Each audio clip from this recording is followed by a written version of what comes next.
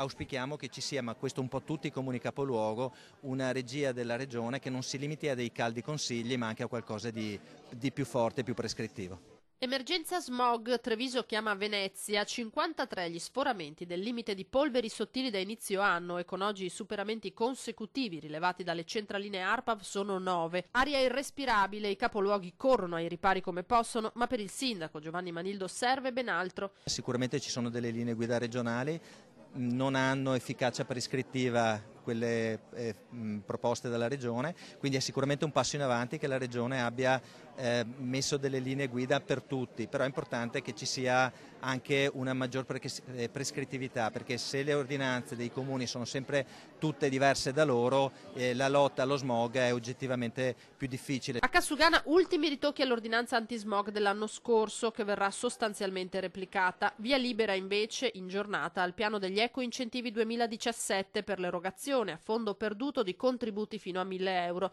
Potrà usufruirne chi decida di sostituire una caldaia installata da più di 10 anni, ma ci saranno anche bonus per l'acquisto di veicoli a basse emissioni o la conversione dell'auto in mezzo a gas e rimborsi per chi acquisti una bici elettrica. L'incentivo per cambiare le caldaie, l'incentivo per la mobilità elettrica, però è importante che questa sia una guerra regionale.